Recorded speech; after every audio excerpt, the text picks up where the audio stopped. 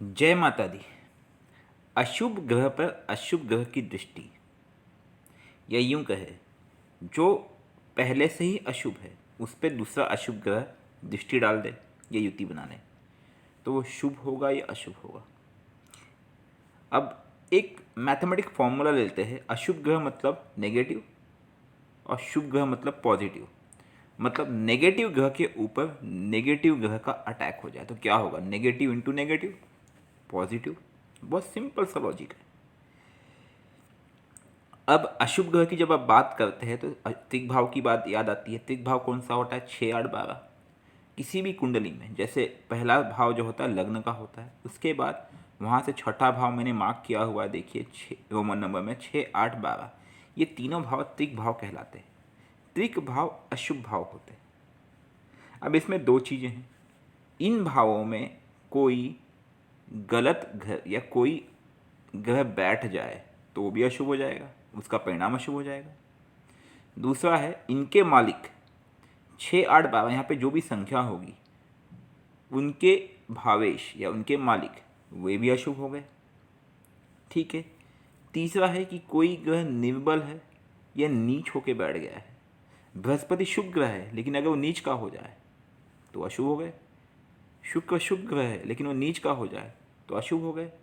तो जो ग्रह अशुभ है या त्रिक भाव में है या उनके स्वामी है, उन पे अगर अशुभ ग्रह की दृष्टि पड़ जाए तो क्या करेगा? वो पहले वाले अशुभ ग्रह जिस पे दृष्टि डाल रहा है उसके पाप तत्व की या उसकी अशुभता को कम कर देगा। कहने का तात्पर्य आप समझ चुके होंगे कि सपोज कोई ग्रह अशुभ है, ठीक है। फॉर एग्जाम्पल मैं बताऊँ, तुला लग्न की कुंडली में छठे का मालिक बृहस्पति है तो बृहस्पति अशुभ हुआ। अब बृहस्पति पे किसी अगर अशुभ ग्रह की दृष्टि पड़ जाए तो क्या हुआ? तो वो उसका पापत्व खो देगा या उसका पापत्व कम कर देगा, तो उसको दुर्बल बना देगा। तो यही कारण है कि अशुभ ग्रह पर जब भी अशुभ ग्रह की दृष्टि पड़ती है तो व्यक्ति के जीवन में दुख और कलेश में कमी आती है और परिणाम सुखद होता है। इसीलिए कहा गया है कि छठे, आठवें, 12वें में जब भी इनमें से का एक मालिक दूसरे भाव में जाकर के बैठता है और उससे युति बनाता है तो वो बनाता है विपरीत राजयोग, क्योंकि फॉर्मूला यही है। लेकिन इसमें एक चीज़ और ध्यान देने की बात है कि जब अशुभ ग्रह शुभ भाव में बैठता है तो वो ठीक नहीं होता है। और उसमें भी पाप ग्रह जैसे कि सूर्य, मंगल, शनि, इनके साथ दृष्टि करता है या इनके साथ युति करता है तो शुभ भाव, जो शुभ भाव होता है वो भी अपना शुभता छोड़ देता है। अब शुभ भाव कौन से होते?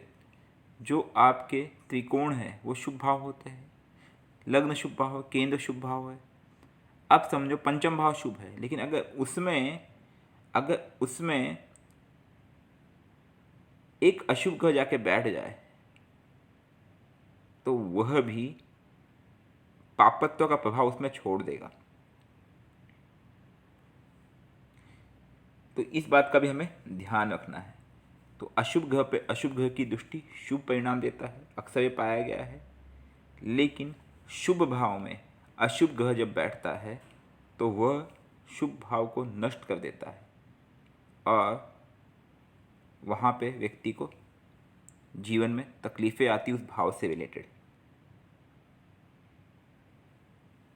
यही कारण है, कभी भी ध्यान दें, अगर शुभ भाव में कोई अशुभ ग्रह बैठ जाए तो उस अशुभ ग्रह की ताकत को कम करना चाहिए और जो आपका शुभ भाव है उसको मजबूती देनी चाहिए, तभी आपको विशेष लाभ मिलेगा।